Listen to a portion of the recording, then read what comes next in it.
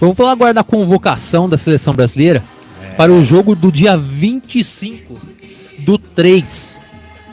Brasil e Marrocos.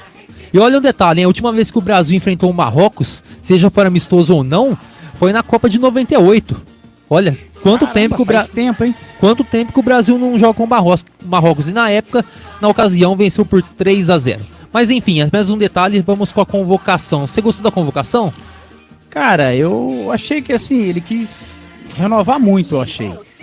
Eu não concordo com alguns nomes. Mas no geral, eu acho que ele quis mexer muito, tipo assim, ele quis colocar a cara dele. Tanto é que ele pegou, acho que 5 ou 7 jogadores que veio da base, né? Do que ele foi campeão, né? Sim, convocação da seleção brasileira. Vamos passar aqui, né? Os convocados, né? Posição por posição. Posição por posição, para o amistoso, né? Do interino Ramon Menezes, Isso. que convocou a seleção brasileira, pois a seleção ainda não tem um treinador definitivo. Olha só, hein? Tanto tempo da Copa, muitas especulações, mas é preocupante. Até agora já chegou no primeiro amistoso, eu sei, é só um amistoso, mas nenhum acerto. Nada concreto. Há uma especulação muito grande sobre Carlo Ancelotti. Sinceramente, eu acho um blefe da CBF. Eu tomara que não, porque eu acho um bom nome para a seleção. Mas eu não sei, tá me cheirando que ele não vem. Eu também acho que ele não vem. Então vamos com a convocação, então. Primeiro, vamos com os goleiros. Ederson do Manchester City. Sim. O Everton do Palmeiras e Mikael do Atlético Paranaense. Eu acho que a peça estranha é o Mikael, né? Assim, nada contra ele, eu não acho que ele é um mau jogador, mas eu acho que não tem aquela cancha para a seleção brasileira. Não. Eu acho que tem que ter muita calma. Eu sei que tem que ter questão de renovação, questão de você oxigenar a seleção brasileira, questões de novas peças, mas eu acho que ainda é muito cedo para um jogador, por mais que seja amistoso, seja o momento dele estrear na seleção. Eu acho cedo ainda para ele também. E também, por mais que seja amistoso, vai ser um momento de cobrança, pois é o primeiro jogo pós o Brasil ser eliminado da Copa do Mundo pela Croácia. Isso. Eu concordo com você, os outros goleiros eu concordo, inclusive eu acho que o Everton do Palmeiras tem que ser titular, merece uma chance de titular. Eu acho que faz tempo já que ele merece, vem fazendo por merecer. Laterais: Arthur do América Mineiro, Emerson Royal do Tottenham, Alex Telles do Sevilha e Renan Lodge do Nottingham Forest. E aí? A grande surpresa aí também é o garoto do América, né? Isso, é um garoto jovem, né? É jovem também, é o Ramon Menezes. Eu creio que ele se espelha muito na base da seleção, isso, que é o grande forte dele, de conhecimento dele mesmo. Que eu discordo também. Eu acho que tem jogadores no futebol brasileiro na lateral que fazem um papel melhor. Nada contra o Arthur, mas eu acho que tem alguns jogadores que poderiam ter oportunidade. Por exemplo, Marcos Rocha do Palmeiras. Isso que eu ia falar agora. Eu acho que é o nome... Samuel Xavier do Fluminense. Eu só não sei o seguinte, o que ele tá pretendendo, né? Se ele tá pretendendo que ele acha que ele vai ficar, ou... Porque que nem você falou, se fosse... Como é um jogo só, eu acho que teria que ser o Marcos Rocha teria que ter ido.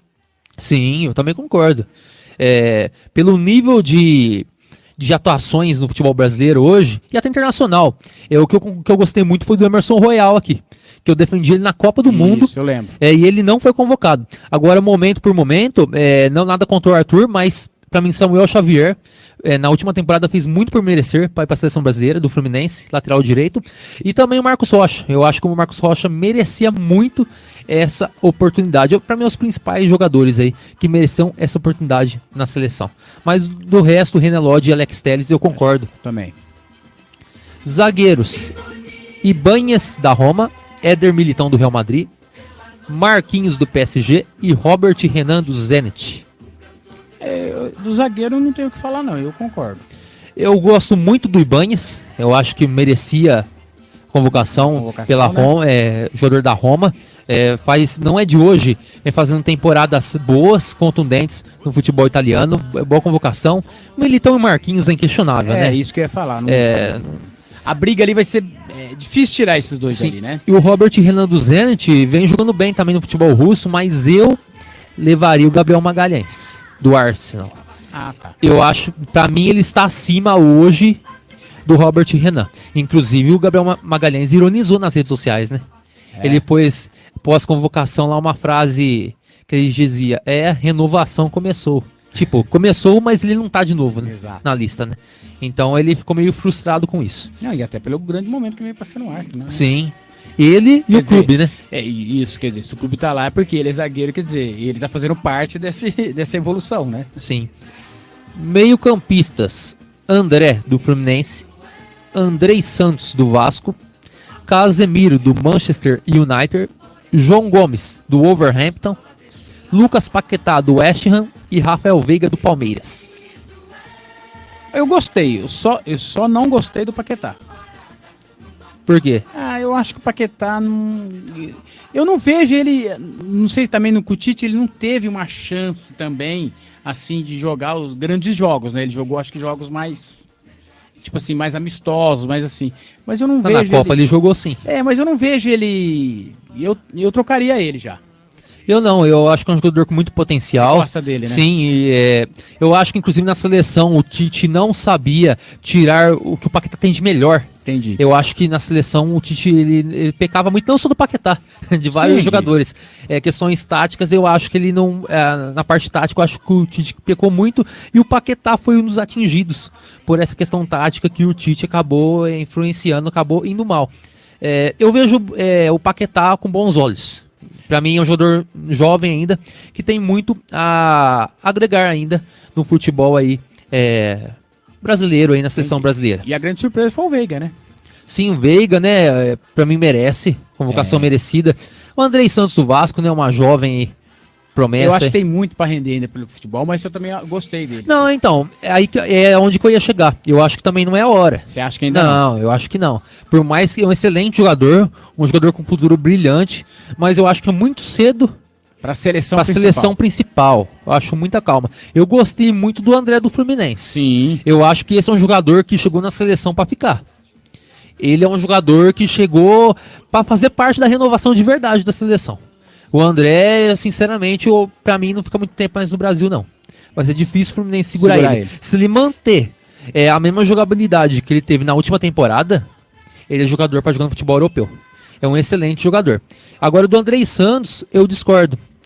Eu acho que eu acho que ele é muito jovem ainda. Você acha que ele tem que criar mais casco, né? É renovação, sim. Agora, loucura também não, né? Não que seja loucura convocar o Andrei Santos, mas você mudar totalmente. Os jogadores muito jovens, eu acho que a renovação tem que ser uma mescla. Jogadores jovens, com jogadores mais rodados. Os jovens não podem ser tão jovens assim. Eu acho que tem que ter muita calma nessa hora. Pra não haver você não acha que equívocos. o que ele tá fazendo? Você não acha que ele tá convocando um pouco o jogador? Eu acho que ele não vai jogar todo mundo de titular, né? Eu acho que é aí que ele tá querendo mesclar. Sim, mas a mescla dele, os jovens, são muito jovens.